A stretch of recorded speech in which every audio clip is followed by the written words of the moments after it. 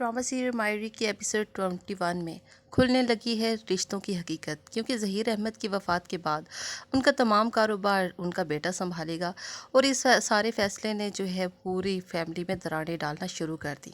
क्योंकि ज़मीना भाभी का कहना है कि फ़ाखिर ही जो है वो अपने बाबा का कारोबार संभालेगा। और उसके कारोबार संभालने के फ़ैसले को लेकर दोनों फूफियों और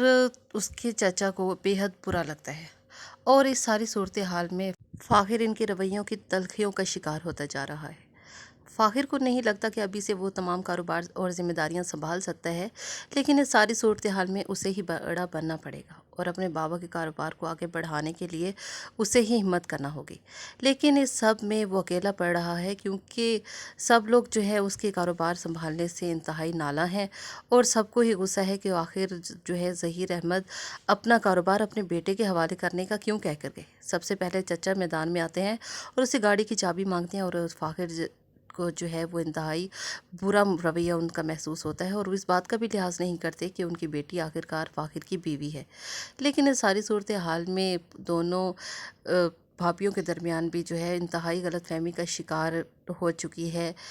आयशा भाभी, क्योंकि उन्हें शिकवा है समीना भाभी से कि उन्होंने उनकी सौतन को जो है वो गले से क्यों लगाया, जबकि समीना भाभी का कहना है कि उस वक़्त वो इद्दत में थी और जो है अगर वो उनके घर आ गई थी तो उस मौका पर उन्हें क्या करना चाहिए था। लेकिन यही गिला बना रखा है आयशा भाभी ने और वो इसी गिले को लेकर जो है एनी के दिल में जो है मखमसे पैदा कर रही हैं।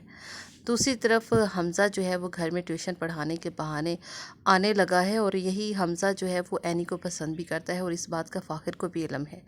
लेकिन एनी को यह भी मालूम नहीं होता और ट्यूशन पढ़ाने में दिलचस्पी रखने के से ज़्यादा एनी की कज़न जो है वो हमज़ा में दिलचस्पी लेने लगी है और इस बात की अभी किसी को भनक भी नहीं।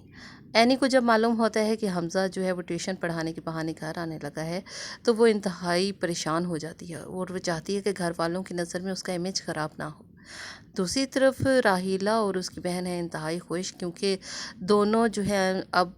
तकरीबन बहुत मज़े की ज़िंदगी गुजार रही हैं, क्योंकि आलिया अपने शौहर जमशेद पर मुकम्मल तौर पर काबू पा चुकी है और क्योंकि वो उसी की नज़र से देखता है और उसी की ज़ुबान बोलने लगा है। फ़ाखिर जो है वो ऑफिस जाता है और पहले दिन जाने पर वो आपदीदा हो जाता है, जिस पर आकर उसके चचा और उसके फूफा जो है उसे हौसला देते हैं और कहते हैं कि फ़ाखिर आखिर तुम हिम्मत करो, क्योंकि ये तुम्हारा ही कारोबार है और भाई तुम्हारे सिर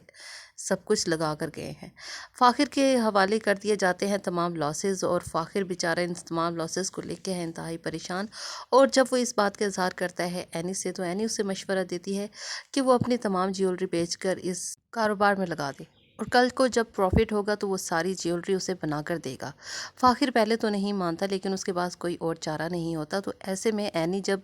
ज्वेलरी का कहने जाती है अपनी अम्मी को, तो वो इनसे इंतहाई बुरे तरीके से डांट भी देती हैं और उसे कहती है कि वो फ़ाखिर को ज्वेलरी के लिए मना कर दे, क्योंकि वो ज्वेलरी उन्होंने लॉकर में रखवा रखी है। लेकिन ऐसा नहीं है, वो ज्वेलरी उनकी वालदा के घर पे मौजूद है और इस बात की खबर आलिया जो है वो राहिला को भी दे देती है कि उनकी सास के